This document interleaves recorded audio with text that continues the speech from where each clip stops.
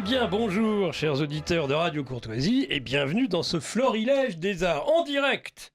Une fois n'est pas coutume, on va parler de peintre, de peinture, d'un peintre qui est au service de l'art de vivre. Ça quand même. Et c'est ce portrait que nous allons faire dans cette émission et puis dans celle qui suivra. Eh bien, je vais vous le présenter tout de suite et le saluer, lui dire bienvenue, comme on le fait toujours, parce que nous sommes courtois sur Radio Courtoisie. L'invité du jour, il s'appelle Sylvain Loisan et c'est un artiste peintre. Bonjour mon cher Sylvain. Bonjour Nicolas, et merci de m'inviter. Et merci d'avoir répondu au débeauté pratiquement. On se rencontre, coup de foudre, si j'ose dire, enfin, toute proportion gardée, évidemment. Oui. Voilà. Alors, ça, non, Madame Hidalgo, je ne suis pas en train de montrer patte blanche vis-à-vis de vos lubies. Non, c'est une amitié qui peut-être est née. Nous étions en train de manifester à ce moment-là. C'était samedi dernier. Et nous nous sommes retrouvés à la fin de cette manifestation et beaucoup échangé. Et je me suis rendu compte que j'avais quelqu'un de rare en face de moi avec qui j'étais en train d'échanger, qui n'est autre que Sylvain Loisan, artiste peintre. Oui, une histoire de vie, l'histoire de toute une vie, c'est le moins qu'on puisse dire. Dès l'âge de 6 ans, grâce à son grand-père, il prend le pinceau et n'a jamais cessé depuis. Cela fait aujourd'hui 65 ans qu'il peint, dont 45, tenez-vous bien, en tant que professionnel. Un engagement intense, nourri par une pratique rigoureuse, 6 heures par jour, 6 jours sur 7, et une centaine d'expositions personnelles, dont une dizaine dans des galeries internationales. Est-ce que je me trompe ? Oui, à peu près, oui. Avec le temps, j'ai fait beaucoup d'expositions, évidemment. Et ça fait tellement de 2-3 expos par an, ça va vite.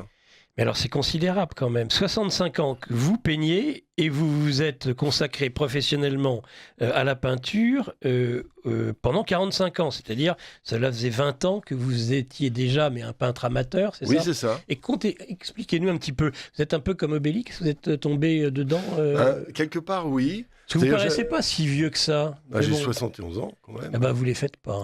Merci. Eh bien, c'est simple. J'avais un grand-père qui était peintre du dimanche, qui peignait assez bien, et qui m'a entraîné. Et ma foi, à 6 ans, 7 ans, puis je peignais 2 fois par semaine. Et quand on est gamin, qu'on a l'exemplarité d'un grand-père, vous savez, c'est une autorité masculine sympathique et pleine de compétences, plein de gentillesse. Eh bien, ça m'a motivé. Je me dis, tiens, c'est un bon filon pour vivre ma vie, ça. Très jeune, et en 74, j'ai fait ma première expo où j'ai commencé un petit peu à bidouiller, et puis voilà, puis après, ça s'est enchaîné entre quelques petits succès et beaucoup de galères, voilà. Quand même, alors de toute façon, ça devrait être d'ailleurs, je crois qu'à un moment donné, on va développer un petit peu votre vision, évidemment, de l'art entre autres de la peinture, durant cette émission et la suivante. Mais dès le début, vous le dites, la célébrité, c'est le cimetière de l'art, de toute façon. Oui, parce que, en fait, vous parlez de mes démarrages dans la peinture. En fait, je me suis trouvé tout de suite à l'idée, tu veux peindre, tu vas faire des tableaux, tu vas gagner de l'argent. Il y a une espèce d'obsession de reconnaissance par l'argent et la reconnaissance par médiatique, etc. Dès qu'on parle d'art, alors bien sûr, j'ai été contaminé par ça aussi, comme presque tout le monde. Et progressivement, je me suis rendu compte, je suis lent à la détente, mais au bout de mes 65 ans, je me suis rendu compte, en fait, que la mission de l'art n'était pas de décorer un monde gris, n'était pas de jouer une espèce d'ego, une espèce de diva comme on voit dans le showbiz, tout ça. Je trouve ça absolument ridicule. Pourtant, vous avez du succès, on va en parler sur les réseaux sociaux, sur vos sites internet, puis vous transmettez, mais ça on va en parler après. Vous avez quand même un peu de succès. Vous en vivez tout du moins de cet art. J'ai toujours vécu de ça, oui, depuis 50 ans. C'est incroyable. On peut vivre d'un art sans célébrité. On nous fait croire le contraire. Bien sûr. Mais si on est célèbre, on se retrouve comme chez P. Diddy. C'est-à-dire, on est célèbre parce qu'on fait de l'entre-gens, qu'on fait des trucs, qu'on fait des pactes avec je sais pas qui, avec je sais pas quoi. Parce qu'en fait, le problème du marketing, en fait, la célébrité, vous parlez du système de l'art, la célébrité ne repose que sur un storytelling Et on se rapproche beaucoup des problèmes qu'on voit dans les médias mainstream, où en fait, c'est simplement quelques personnes qui veulent jouer. En fait, on est les danseuses de gens puissants. Et je pense que nous, en tant que, j'aime bien cette formule, empereur d'un territoire de la taille de mes chaussures. Ah, ça, c'est excellent. Expliquez-nous pourquoi vous avez cette formule, justement, vous êtes empereur d'un territoire, voilà, sur lequel vous êtes souverain, qui est de la taille de vos chaussures. Eh bien... Parce que pour tout dire et pour ne rien cacher aux auditeurs de Radio Courtoisie, c'est suite, entre autres, à cette formule que vous m'avez intéressé, mais grandement intéressé. Je me suis dit, je n'ai pas affaire à quelqu'un comme les autres. En fait, au départ, on voudrait faire croire que l'artiste, c'est quelqu'un à part. Alors, bien sûr, j'ouvre un peu le débat, ça me réclame beaucoup de développement après. Prenez votre temps, on a du temps. Allez, on a une autre émission, et puis s'il faut en faire une troisième, on en fera une troisième, vous savez. Sur Radio Courtoisie, c'est ça la chance que nous avons, c'est qu'on peut échanger agréablement et y prendre le temps qu'il faut. Oui, c'est-à-dire qu'au départ, on veut être artiste. On se dit, parce qu'on cherche, comme je disais, célébrité, reconnaissance, etc., un peu d'argent. Et cette obsession d'être artiste, de dire « Ah, vous êtes artiste ». Quand quelqu'un dit « vous êtes artiste », ça veut dire « moi, je ne suis pas artiste ». Oui, alors oui. Et c'est gravissime, parce que justement, je m'en suis rendu compte. Je serai le premier à avoir ce réflexe. C'est une folie, tout simplement parce que la nature artistique, ce n'est pas la cerise sur le gâteau, hein, c'est une formule que j'aime bien, c'est la farine du gâteau. Ah. C'est un élément constitutif de la nature humaine. Un être humain qui a perdu sa nature sensible, artistique, devient au mieux un robot, et puis un sous-robot, parce que les robots de Bill Gates ou je sais pas quoi, ils sont d'une technicité extraordinaire. Par contre... Et alors rassurez-moi, il n'y a pas que la peinture comme art, parce que sinon... Non, mais je parle de tous les arts. Des robots. Évidemment, tous les arts. Il faudra que vous m'expliquiez un peu le périmètre, d'ailleurs, de l'art, selon vous. Pour moi, le périmètre de l'art... je termine quand même sur ce qu'on venait de dire, c'est que, justement, le fait d'être l'empereur d'un territoire à ses chaussures, je me suis rendu compte que la pratique de la peinture reposait sur une attention. Il faut être attentif au monde. Si on n'est pas attentif, on ne peut pas percevoir les variations, les fluctuations incroyables, les comportements, les regards, les clignements d'yeux, si c'est des gens, les lumières, etc. Et donc, il faut d'abord une énorme attention. Et donc, ça passe par la perception. Ensuite, il y a un ressenti par rapport à ces perceptions. Ensuite, on conçoit quelque chose à partir de ça. Et puis, si on se dote d'un savoir-faire, on fait une espèce de boucle qui nous donne une autonomie de notre propre conscience et qui se manifeste par des œuvres qui témoignent de ce processus et qui deviennent le véritable et l'authentique moyen de communication. Il n'y a pas de baratin. Oui. L'œuvre est le témoignage de tout ce processus. Et c'est ça qui fait de nous tous, 8 milliards d'individus, les maîtres de notre propre destinée. Et simplement, c'est un mode d'emploi. Ça serait une révolution extraordinaire. Révolution artistique. C'est ça que il faut mêler, m'avez-vous dit, la conscience individuelle, mais aussi le savoir-faire. C'est cette association des deux. Et c'est vrai que moi, conscience individuelle et essayer de la transmettre, je comprends. Le savoir-faire, parfois, c'est plus compliqué. Imaginez quand vous avez été comptable toute votre vie. Comment vous êtes un artiste ? Mais pourquoi on veut être comptable toute sa vie ? Non, mais on n'a pas le choix. Ouais, je pense justement, peut-être le vrai rapport à l'art, c'est pas tellement... Des gens disent, comment tu fais pour être artiste ? Le problème n'est pas de vouloir être artiste. Le problème, c'est d'accepter de ne pas savoir comment on va payer le loyer à la fin du mois. Il y a des prises de risques par rapport à la routine. Alors, en même temps, il faut un juste équilibre. Je pense que c'est essentiel, mais c'est pas facile. Ouais, c'est pas facile. Mais j'en ai bavé toute ma vie, hein, ça n'a pas été simple. Mais en même temps, c'est formidable. Je suis comme un... J'aime bien l'idée, soit il y a deux manières de faire du surf. Soit on est allongé sur la plage, on regarde les vagues, soit on va sur les vagues. Et là, on est là, juste avec nos petites planches, on dit où je suis, qu'est-ce que j'ai fait, qu'est-ce que je fais là ? Et c'est ce rapport à l'inconnu. qui est mystérieux. Et accepter l'inconnu, c'est un des plus grands défis. Et pour être artiste, il C'est faut la seule accepter manière, l'inconnu. d'ailleurs, en termes de sœur, j'aime beaucoup, je l'utilise souvent cette image, pour avoir une chance d'avoir la vague du siècle, quand on ne sait pas quand elle arrive, il vaut mieux être à l'eau, parce que si vous l'attendez du quai, comme le font beaucoup, j'ai même envie de dire que dans d'autres sujets qui nous préoccupent ensemble, qui est la politique, justement, tous ceux qui aimeraient remplacer un peu ceux qui nous dirigent, le problème, c'est qu'ils sont dans une forme d'attentisme, ils sont sur le remblai. Mais quand ils vont voir la vague arriver, ce sera trop tard. Oui, mais Parce en qu'ils fait, n'auront pas pris de risque avant. c'est le timing, c'est la notion du flux. Hein, c'est ce que disent les grimpeurs qui montent à main nue des trucs. Il y a la notion, c'est-à-dire que si on rate, on tombe. Et c'est cette capacité à prendre des risques qui est la véritable nature artistique, à D'accord. mon avis. Parce qu'à partir de là, si on est capable de prendre des risques, si on a envie de... Et puis attention, Donc toutes les vaches sacrées, hein, donc on est d'accord, dont on nous abreuve aujourd'hui, ne sont pas des artistes. non, j'ai pas dit Puisqu'ils ne ça. prennent plus Non, de mais risques. je veux dire, Ah. ils sont peut-être des artistes, mais au-dessus, on ajoute un storytelling de type commercial Oui. qui a pour but de raconter des histoires. Par exemple, je donne un exemple célèbre, Vermeer était un petit peintre jusqu'à la fin du 19e siècle, puis brutalement, c'est devenu le grand peintre. C'est juste un storytelling par rapport à des objectifs. C'est comme actuellement, il y a des marchands qui font sortir des peintres obscurs du 19e siècle, et puis ils vont dire, waouh, c'est des grands maîtres et tout. Et toute l'histoire de l'art est comme ça. En fait, c'est assez intéressant. Ça ne veut pas dire que ces gens-là ne sont pas des artistes intéressants. Ça veut dire que simplement, des gens les utilisent selon leurs objectifs, ou politiques, ou religieux, et Et puis philosophiques. de préférence quand ils sont morts, comme ça au moins ils réclament rien. Ah oui, Un prenons... jour peut-être au 22e siècle, on dira mais il y avait alors un peintre, un artiste peintre incroyable, un certain Sylvain Loisan. Ouais, je m'en fous complètement, alors. Mais, Ah bah, là où vous serez à ce moment-là, de toute façon, je vous confirme, vous en foutrez. mais prenez Pardon. par exemple Courbet, par exemple, Oui. c'est l'idole de la commune. Oui. Et donc, la L'origine gauche, du monde. donc toute la gauche, on a fait une vitrine. Il y en a d'autres, Picasso aussi, pour le communisme. Donc, c'est la vraie raison. Est-ce que c'est son immense talent ou est-ce que c'est le fait qu'il collait un storytelling correspondant à des objectifs de déploiement d'une idéologie?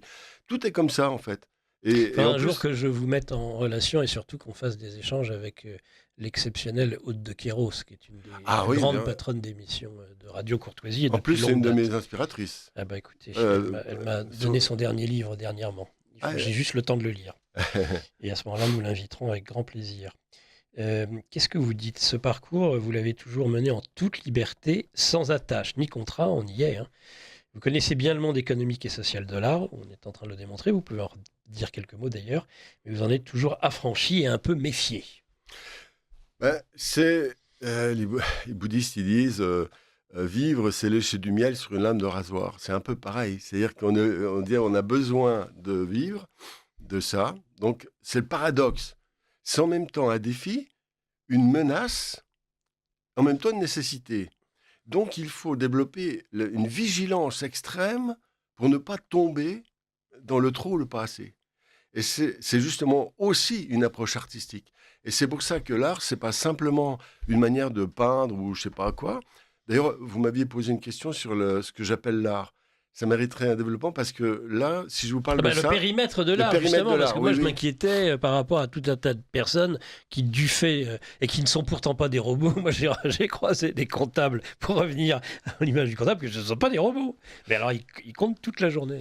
Il y a, en Même fait, qui cauchemardent, je pense, la nuit, les chiffres. il y a beaucoup de personnes en fait, qui ont abandonné leur nature artistique sous la pression sociale, familiale, etc. Certainement. Mais la véritable nature, par exemple des enfants, regardez, est artistique. Oui. Et ce que j'appelle art, c'est un savoir-faire. Alors, je vais vous donner quelque chose qui m'a profondément touché. Quand j'étais jeune, j'ai travaillé comme charbonnier, quand j'avais 18-20 ans. Et en fait, une fois, je suis rentré dans une cuisine. Il y avait une grand-mère, 80-85 ans. À l'époque, c'était des vieillardes, etc. Et puis, cette personne était devant une casserole qu'elle faisait cuire. Il y avait de la fumée, il y avait les vieux rideaux, la pierre à eau, etc. Et puis, elle préparait une soupe. Elle était là, elle avait une concentration. Je trouvais que c'était un moment magique. La preuve, j'en parle encore maintenant. Et puis à côté de ça, je venais de discuter, et moi-même, je doutais de ma propre authenticité. Oui. Je peignais des tableaux. Oui. Et je peignais des tableaux parce qu'on m'en avait demandé une vingtaine, je ne sais plus quoi. Et je les faisais un peu mécaniquement. Et là, je me suis posé la question, qui est l'artiste ? Est-ce que c'est moi ou c'est cette dame ? Et là, j'ai fait une révolution. Je pense que la nature artistique, elle est présente chez presque tout le monde.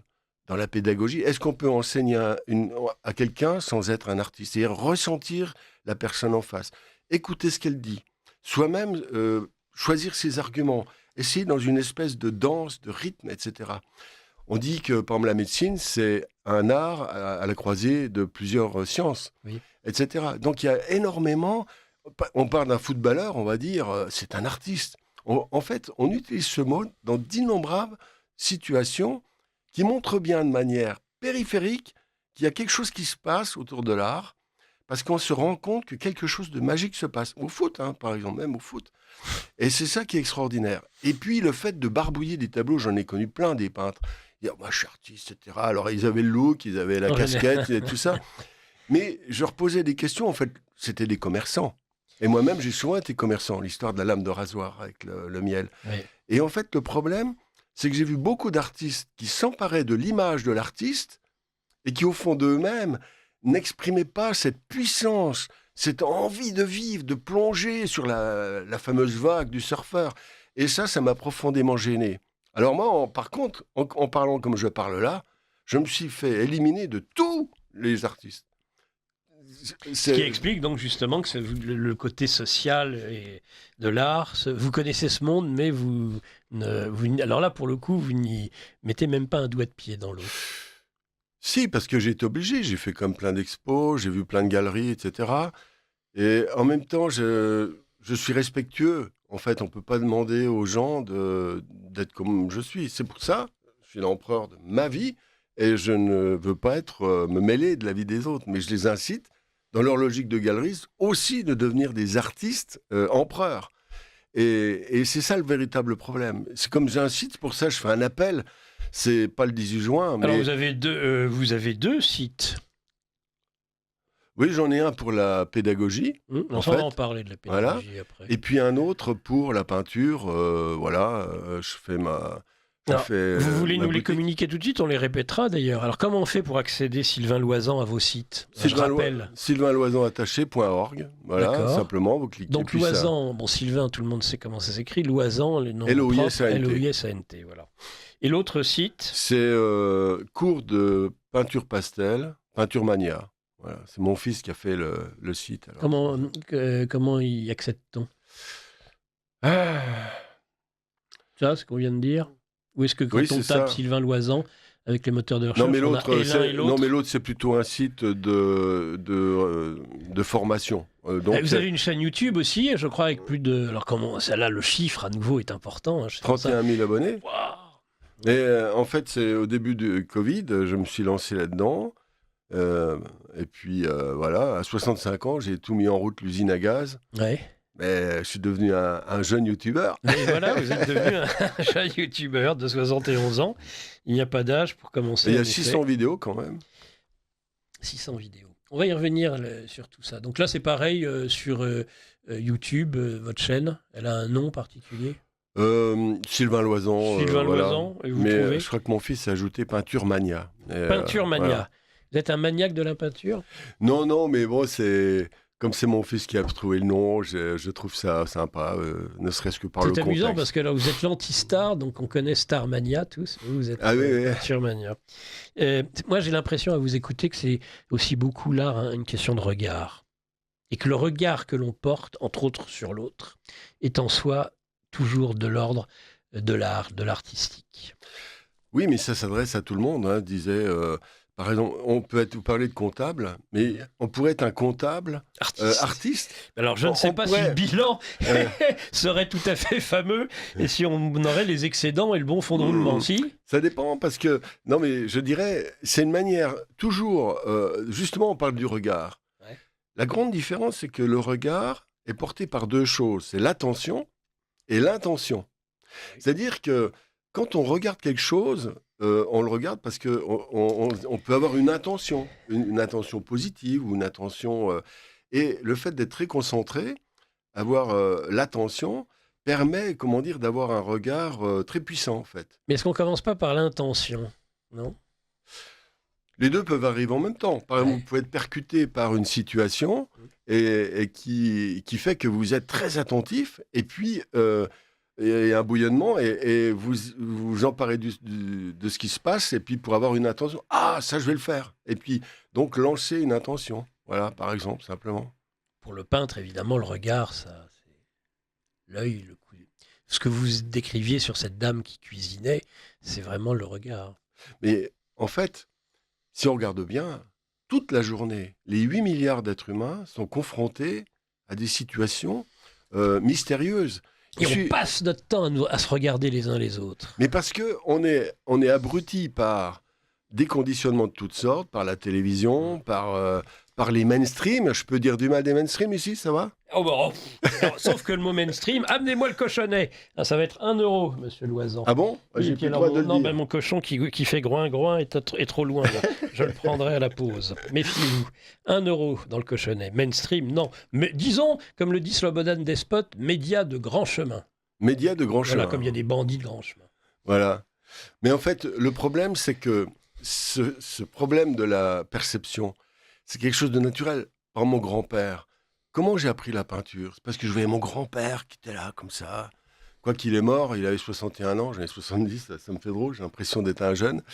Mais en fait, son regard, sa manière de... Ses gestes, cette gestuelle qu'on voit partout, qu'on ressent. Par exemple, dans le compagnonnage, la transmission se passe par la technique, par Oui. le... Regardez les tailleurs de pierre. Ah oui, ben, tout à fait. Et c'est la main, c'est le regard, c'est l'intensité, c'est la dureté. Ouais. Et juste dans cette gestuelle, on va apprendre bien plus de choses que par le moindre baratin. En général, ces gens-là ne sont pas des baratineurs. Non, non, ils Voilà. sont plutôt des taiseux. Voilà. C'est pas faux. Donc c'est comme ça que la véritable nature de l'art passe. Et pour tout le monde, pour les 8 milliards d'êtres humains, ça peut passer comme ça, ou de manière physiologique et harmonieuse, ou alors de manière pathologique. Parce que quand on est privé de ça, on commence à rentrer dans la psychologie. Quand on n'est pas privé... Il y a des gens qui me disent, mais pourquoi j'ai jamais été malade? Ça fait 30 ans que je suis pas malade, on va dire. Eh bien, il y a des gens qui me disent, mais t'es jamais malade, t'as de la chance. Je dis, pourquoi tu veux que je sois malade? Parce que quand on fait exactement... Enfin, je peux tomber malade, bien sûr, j'ai eu des maladies, mais des petits trucs. Mais ce que je veux dire, c'est que la santé, ça passe d'abord par l'esprit. Et l'esprit passe par l'art de vivre, justement. Et s'il n'y a pas ça, on tombe malade. Comment voulez-vous ne pas tomber malade si vous ne faites pas ce que vous aimez en permanence? Nietzsche disait que si on dépasse, si on fait des choses qu'on n'aime pas plus de 25% du temps, on est un esclave. 25%. C'est ce que dit Nietzsche disait, je crois. 25 ou 30, je sais plus. Voilà. Est-ce qu'on passe un petit bobino, tiens? Ça pourrait peut-être être le moment parce que ça fait une bonne césure là. Une petite musique? Non, non. Ah, oh, mais dites donc. Alors, d'abord, Un bobino, le bobino, vous allez voir, c'est au milieu des émissions. C'est essentiel. On est une radio associative. Ah, d'accord, oui. Et donc, qui vivons justement des dons du temps, mais des dons aussi beaucoup sonnants et trébuchants de nos auditeurs. D'accord. Peut-être. Vous appréciez cette émission? Alors aidez Radio Courtoisie à en produire d'autres. Rendez-vous sur soutenir.radiocourtoisie.fr. Merci d'avance. Merci d'avance. Voilà, c'est rouge, vous voyez, c'est reparti. C'est rapide, hein? C'est déjà reparti? Oui, donc il faut, voilà. Vous passerez par le secrétariat peut-être tout à l'heure pour faire votre don à Radio Courtoisie. Vous n'êtes pas obligé, il n'y a pas d'obligation. Mais en tout cas, vous allez me payer 1 euro dans le cochonnet. Ah, d'accord. Oui, ça c'est sûr. Nous sommes là, et oui, c'est la radio de la francophonie aussi, et du monde réel et de la francophonie. Du monde réel? Oui, Ah, d'accord. vous voyez la référence, vous parliez de Nietzsche. Oui, oui. Bon, c'est pas très... Oh, merci, 1 euro, merci Monsieur Loisan, Sylvain Loisan, artiste peintre, artiste dont l'art est un art de vivre. Un point important sur lequel j'aimerais continuer avec vous, c'est sur la transmission. Parce que très rapidement, pas si rapidement que ça, mais à partir d'un certain moment, que l'on peut, je crois d'ailleurs, datée, vous avez décidé, à partir de 1992, voilà, de transmettre également votre savoir-faire au travers cours et stages, faisant de la pédagogie l'un des piliers de votre approche, à côté de la création d'œuvres enseignées et pratiquées. Est-ce que vous pouvez nous expliquer tout ça, Sylvain? En fait, très souvent, dans beaucoup d'éléments, il faut chercher non pas le principe, mais l'équilibre. Je vais m'expliquer. C'est-à-dire que quelqu'un qui peint tout le temps, tout seul, finit par sombrer dans son propre ego, en fait. Il est nourri de lui-même, je suis moi-même, je m'aime. C'est souvent comme ça avec les youtubeurs, faites attention. Vous êtes devenu avec le Covid. Oui, tout à fait. Et parce que vous parlez, vous regardez, c'est ça qui est horrible en plus. Parce qu'en fait, si vous êtes tout seul devant votre écran, qu'est-ce que vous avez d'autre à regarder à part vous-même? Quelque part, je me branche, je me branche sur quelque chose qui me semble important. Parce que je pense que beaucoup de gens sont malheureux, tant sur le plan de la psychologie, tant sur le plan de la frustration globale d'une vie. On parlait de gens qui font des activités qui pourraient être intéressantes, à condition d'avoir ce fameux regard dont je parlais, le regard d'artiste. Et à peu près toutes les activités humaines peuvent être traitées de manière artistique. Et inversement, toutes les activités artistiques, j'allais dire mainstream, heureusement que j'ai pas dit, sinon ça va me coûter une fortune. Et puis... Je sens qu'ils vont se multiplier ces petites pièces de 1 euro aujourd'hui. Allez, je vous le dispense pour cette fois-ci. Attention. Hein. Oui, je fais gaffe maintenant. Et en fait, je suis coupé là. Donc vous êtes on était quand même vraiment sur la transmission. L'enseignement. Et non, et puis aussi le fait d'être malheureux. Les gens étaient malheureux à avoir ce regard porté sur eux-mêmes et de ne plus avoir ce regard artistique. Voilà où vous en étiez. Oui, parce que la confiance, c'est pas... très souvent, on nous dit, vous n'avez pas confiance en vous, donc ayez une image de vous positive, et là, tous les trucs, méthode Coué, etc. Alors que le simple fait de prendre conscience de la nature artistique, sa sensibilité, être attentif à ce qu'on regarde, tout devient lumineux. Le simple fait de regarder un truc, un nuage, ça peut provoquer un immense bonheur ou comme rien. Un tableau de Van Gogh ou la Sainte Victoire, aussi par Cézanne. Ça peut être aussi, ça fait partie des objets du monde qui peuvent procurer des plaisirs, mais comme un nuage, comme la vision, une parole, une musique, etc. Et cette capacité à être attentif nous nourrit de notre véritable sensibilité et pas de notre ego.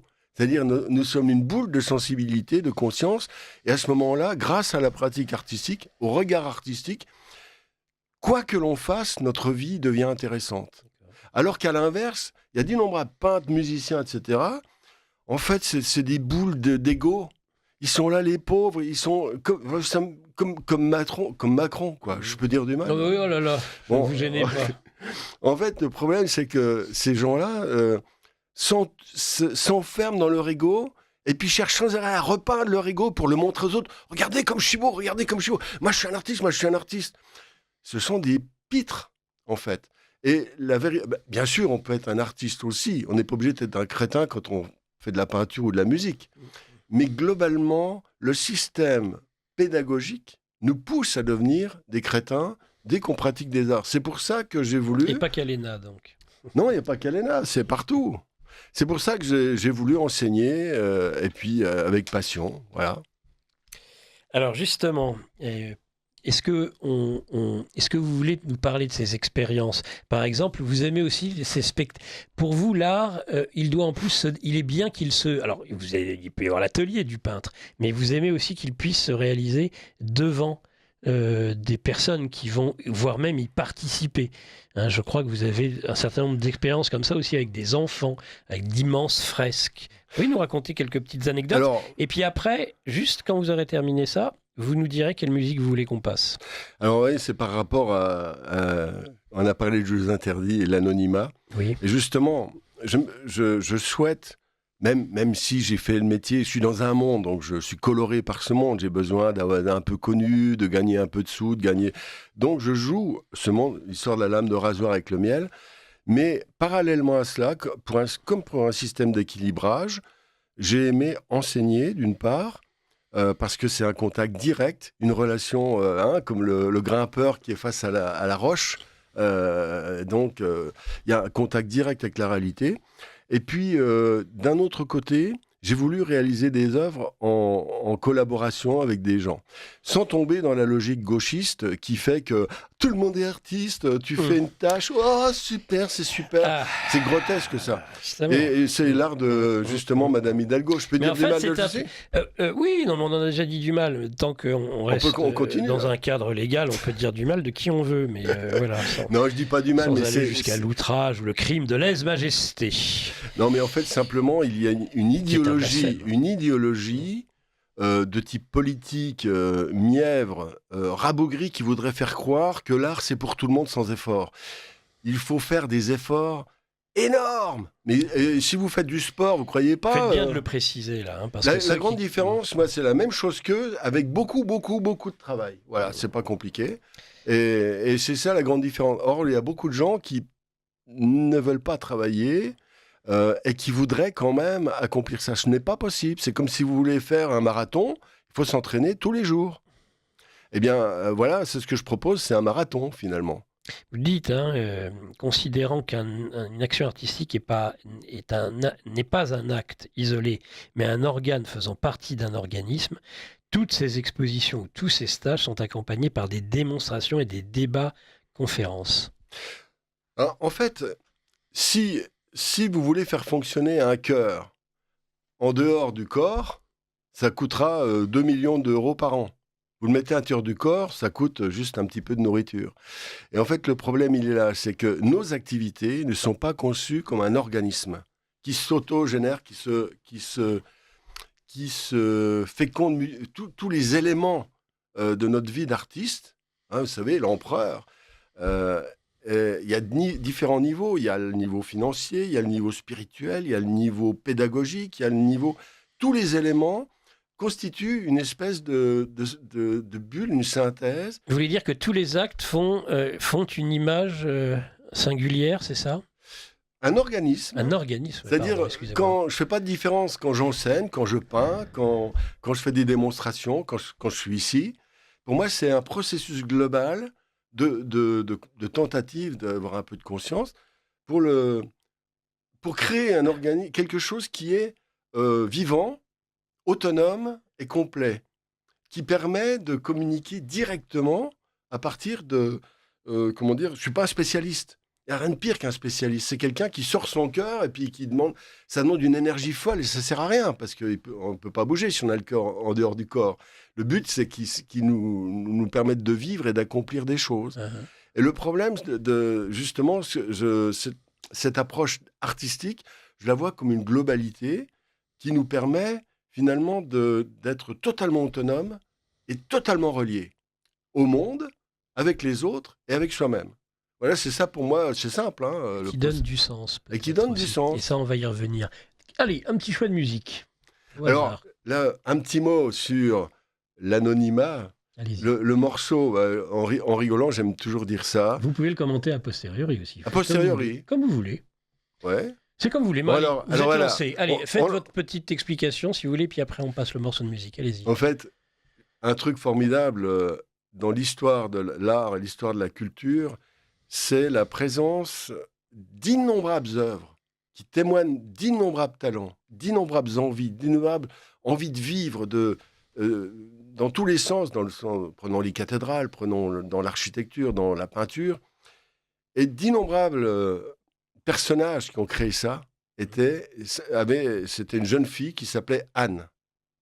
Anne Onim. Voilà. Et c'est pour ça que j'ai proposé de mettre À Claudia, bah écoutez. Jeux interdits, un des morceaux les plus connus de la guitare classique, qui a pour auteur Anne Onim. Allons-y.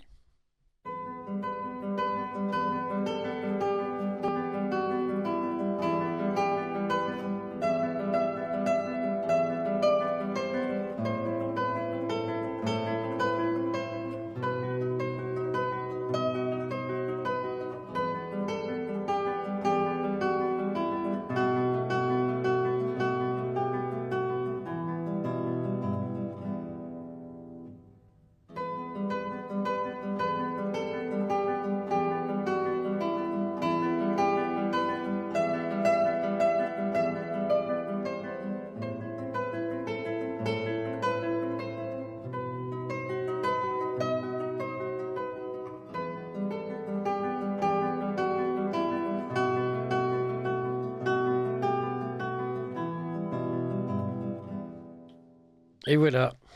Alors, Anonyme. Ben, c'est le plus grand artiste de l'univers, c'est Anonyme. Et en fait, il y a quelque chose de touchant dans cet anonymat, c'est qu'on se rend compte qu'il y a une âme humaine. J'ai dit le mot, c'est aussi ça, c'est que l'âme est pour moi quelque chose d'important, c'est l'âme d'artiste. C'est ce qui fait la grande différence. On pourrait peut-être en parler dans l'autre séance, du rapport à la différence entre un robot, le transhumanisme et l'être humain. C'est justement la présence de l'âme. L'âme, c'est un peu la synthèse de tout ce que j'ai dit auparavant. Et en fait, dans tous ces anonymes, on pourrait dire l'amonyme. Oui. En fait, il y a quelque chose d'extraordinaire. Ce sont des gens il n'y a aucune valorisation égotique, on va dire. Ça, c'est le moins qu'on puisse dire. Et pourtant, tous ces gens nous ont transmis une espèce de mystère, une espèce de lien avec toutes les erreurs. Et même les erreurs font partie de cette magie, de cette beauté. Les erreurs, un peu comme les erreurs d'un enfant qui se plante quand il fait un dessin, je sais pas quoi, ça fait partie de la beauté de cette expérience. Et donc, il y a à travers, il n'y a pas seulement l'art. Aujourd'hui, il y a le lien avec cette vraie culture qui est le ressenti de tout ce que j'ai dit, la fameuse bulle, avec cette transmission qui est à chaque instant, qui nous percute à chaque instant, surtout quand on se promène à Paris, et qui réveille en nous cette impression de se dire « Waouh, la vie mérite d'être vécue ». Et puis on a envie d'être digne et respecter ces êtres qui nous ont précédés, même si on ne peut pas mettre de nom, mais on se dit « Il faut que je les respecte d'autant plus que je ne les connais pas ». Et c'est ça qui rend la vie belle, je trouve. Voilà. C'est ce que j'appelle l'art de vivre, hein, n'est-ce Oui, pas? c'est l'art de vivre, tout à fait. Sylvain, considérant que la seule raison d'être un peintre est le contact avec un public en direct, vous aimez réaliser des projets géants, avec des centaines d'enfants, par exemple, un mosaïque à Nantes avec 500 enfants en 3 jours, des peintures devant le public, exemple, tous les jours pendant 2 mois dans le parc de Vittel pour réaliser une toile minutieuse de 2 mètres sur 3. Dites-nous, partagez-nous cette expérience si vous le voulez bien. Alors, Sylvain Loisan. c'est pareil, je suis un travailleur. C'est-à-dire que je n'aime pas faire des happenings de branleurs. Enfin, je m'exprime un peu vulgairement, mais ce mot est adapté à ce qu'on peut voir, c'est-à-dire on met 3 bouts de bois et on consacre les 15 jours d'après pour expliquer aux autres, c'est des crétins de ne pas comprendre. Alors qu'en fait, il n'y a rien à comprendre souvent. Alors que les happenings, ça peut être ça. C'était marrant, par exemple, j'avais fait avec les enfants, je leur faisais faire des dessins. C'était une tentative. J'ai pas fait ça 50 fois, j'ai fait 3 fois. Et en fait, je leur faisais faire des dessins, justement dans l'esprit de ce qu'on vient de dire auparavant. Et ils faisaient des dessins, puis j'ai juste fait une petite synthèse de leurs dessins à eux. Je les ai ramenés et j'ai fait une espèce de crowbar général et on a fait une mosaïque qui faisait une dizaine de mètres carrés. Et donc, je m'étais mis sur une chaise de tennis, vous savez, comme les arbitres de tennis. Et puis, les gamins, ils passaient par classe, comme ça, ils venaient 2 heures. Et en 3 jours, on a fait une mosaïque de 12 mètres carrés, c'est énorme. J'ai fait ça 2 fois. Et c'est complètement magique. Les gamins étaient complètement fous. Et ce que je voulais aussi, c'est créer un lien, avec la mosaïque, ça permet ça, entre le moment présent et le temps non défini et le géant. C'est-à-dire que tous ces gamins, peut-être dans 50, 60 ans, ils verront leur mosaïque, ils vont dire « Ah, j'ai fait ça ». Et donc, ça, en même temps, c'est anonyme, en même temps, ça permet la réalisation, on se rend compte qu'on n'est qu'une petite pierre, particulièrement mosaïque, parmi beaucoup d'autres, et que l'ensemble donne quelque chose. Et c'était une sorte de symbole, j'ai voulu expérimenter ça, j'ai fait 3 fois, par exemple. Puis peindre devant le public, là, c'était aussi un projet, c'était à Vittel, surtout, je l'ai fait souvent, mais avec des grosses toiles comme ça, une seule fois, parce que c'est fatigant. Mais en fait, c'était une très grande toile que j'ai faite de manière extrêmement minutieuse, presque un peu dans les logiques classiques, et devant le public tous les jours. J'étais dehors tous les jours pendant 2 mois, et 1 mois et demi. Et ce qui fait que les gens pouvaient venir me voir, on discutait. Et vous répondez etc. à une commande dans ces cas-là ou bien non? Là, c'était une Oui. commande d'un monsieur qui voulait faire ça. Donc, c'est aussi le côté commande, donc économique, Ouais. démonstration, réalisation technique. C'est ce que je disais, cette idée d'organisme. Ouais. D'accord? Oui. C'est pour ça que je suis un peu particulier, parce qu'il n'y a pas beaucoup de peintres qui veulent faire... Parce que ça demande une sacrée énergie, il faut y aller. Hein. Dans cette notion d'organisme, il y a aussi cette idée qu'il n'y a pas de point de rupture, ce que vous expliquez d'ailleurs, hein. C'est-à-dire qu'il n'y a pas de différence. Le Sylvain Loisan, qui est en train de prendre son café dans le secrétariat de Radio Courtoisie, celui qui est dans le studio maintenant, qui va faire une pause tout à l'heure, et qui va reprendre, il y a une continuité dans l'organisme aussi. Oui, C'est ça va être pas- d'où l'art de vivre. Alors qu'on a tous tendance à tout séquencer, à tout mettre dans des cases, et puis à tout séquencer en coupure. On est comme en apnée permanente. On est dans le monde de l'algorithme et l'efficacité. Et moi, justement, je dévoile peut-être un sujet qu'on pourrait traiter qui est vachement important. Je suis vosgien, je dis vachement. Hein. Ouais, voilà. Eh bien, en fait, il faut remplacer l'efficacité par l'appréciation. C'est comme, l'autre jour, je parlais avec des gens, ouais, c'est super efficace, machin, truc. Je lui dis, t'as fait une promenade? Et je lui dis, t'as vu, il y a le robot, là, il fait sa promenade. Il va plus vite que toi. Il arrive tout de suite au but. Mais qu'est-ce qu'on en a à faire? La promenade n'est pas le fait d'arriver, c'est le fait de faire la promenade. Et vu sous cet angle-là, ça casse cette logique de l'efficacité. Les abrutis, je dis bien les abrutis d'hommes politiques, les Pokémon de l'Assemblée nationale, les petits rats de l'opéra plutôt de l'Assemblée nationale, tous ces gens-là ne comprennent rien à ce que c'est que la vie intérieure. Ils sont liés à des systèmes, des algorithmes, des idéologies. Ce sont des nuls pour cette raison-là. Je les incite à devenir les artistes de leur propre vie. Et à ce moment-là, ils seront peut-être comme De Gaulle, qui était aussi un grand artiste. Vous voyez ce que je veux dire? Et prenons par exemple un grand artiste, je vais donner un exemple. Alors là, je fais une distorsion, mais je le dis, c'est quelqu'un qui, pour moi, est un très grand artiste, c'est le professeur Raoult. Oui, et pourquoi donc? Parce que on sent dans tout ce qu'il dit, son ressenti, sa profonde expérience, sa capacité à équilibrer, et bien sûr, son outil d'expression, c'est pas un tableau, c'est la science. C'est la rigueur, etc.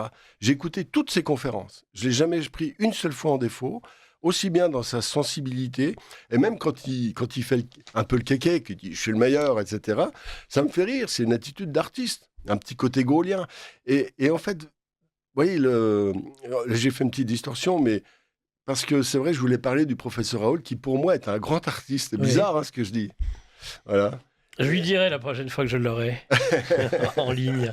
Il en sera certainement très flatté, indéniablement. Ça me donne un thème d'émission, ça. Merci, Sylvain.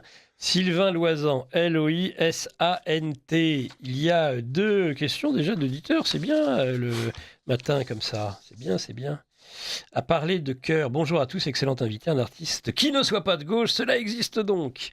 À parler de cœur, la foutaise qui a coûté 700 000 € dressée porte de Clignancourt, c'est de l'art. Alors que Jeanne d'Arc, en bronze doré à Nice, sur la place homonyme, a seulement 170 000 €, c'est à démonter d'urgence pour les censeurs actuels.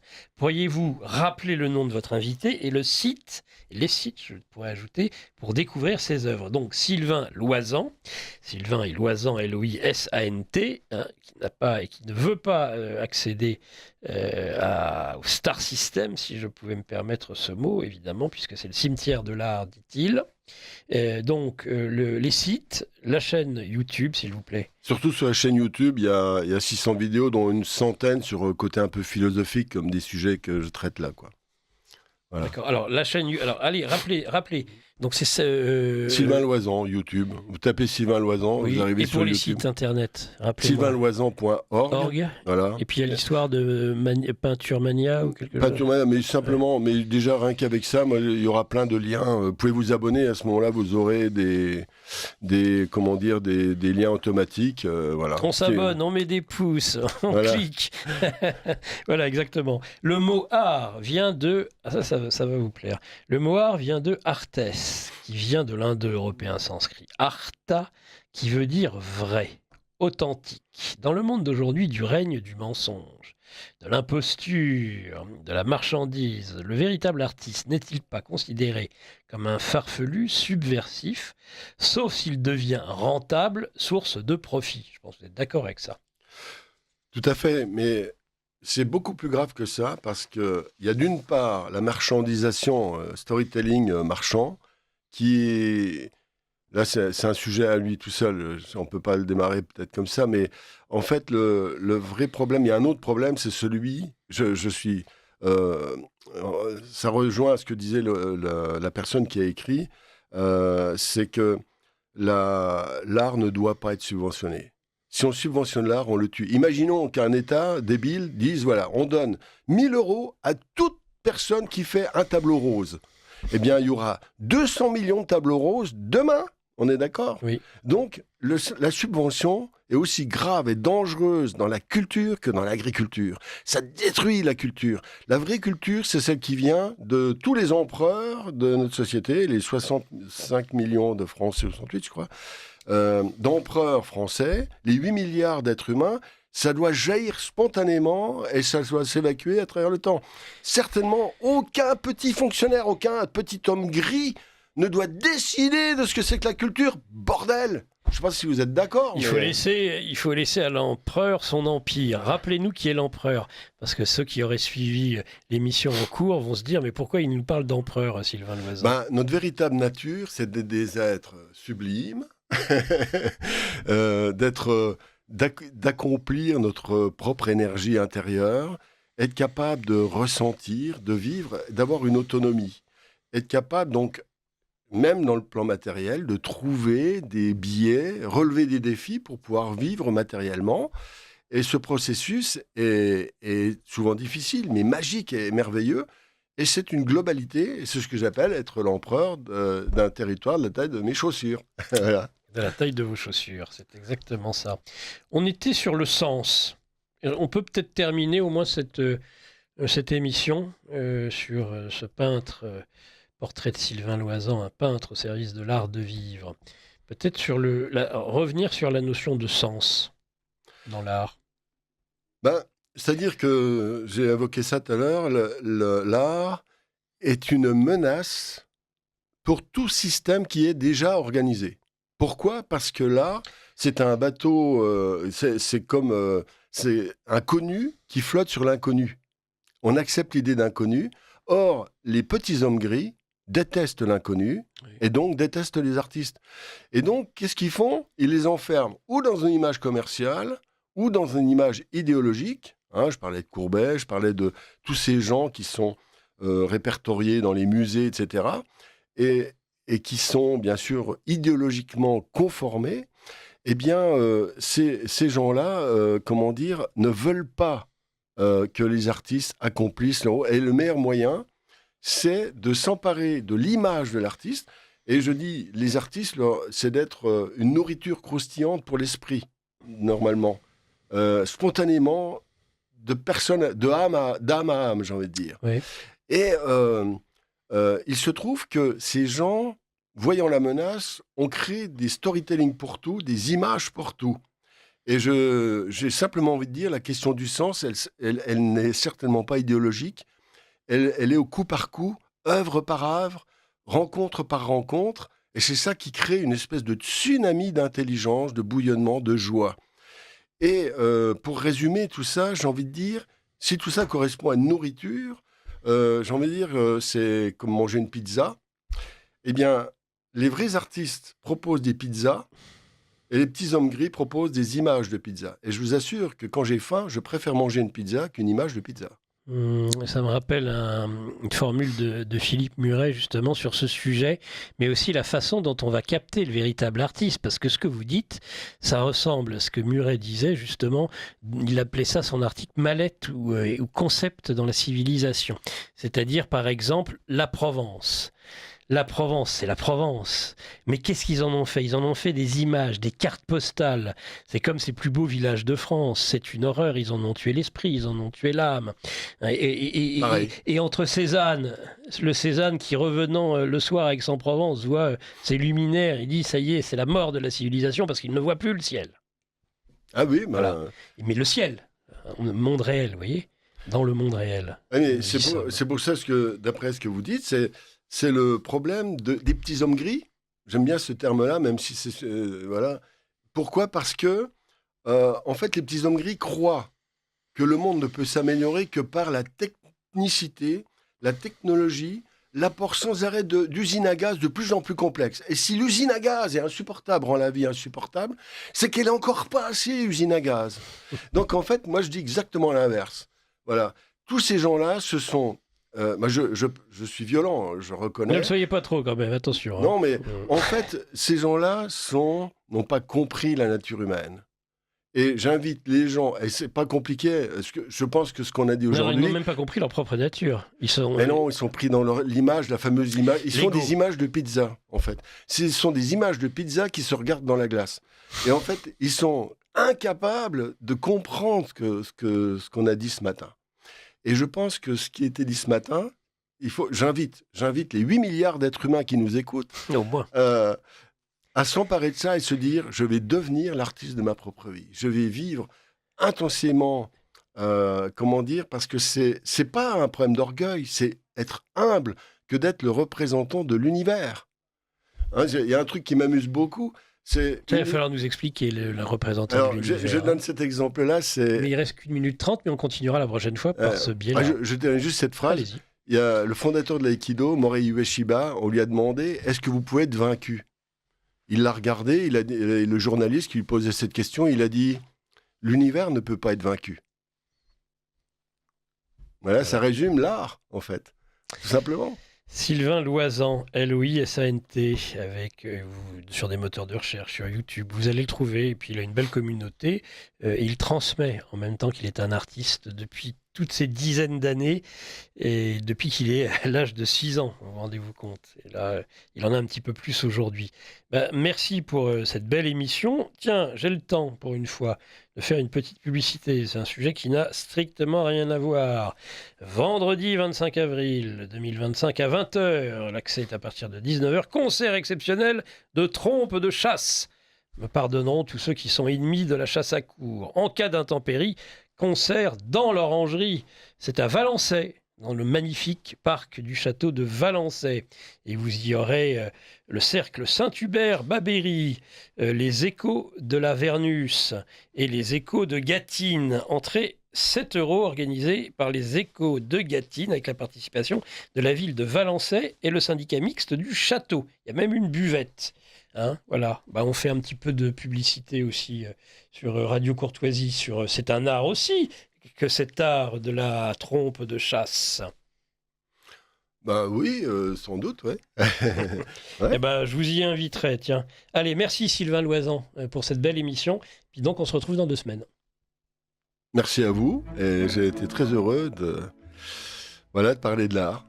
On continuera dans 2 semaines. Merci.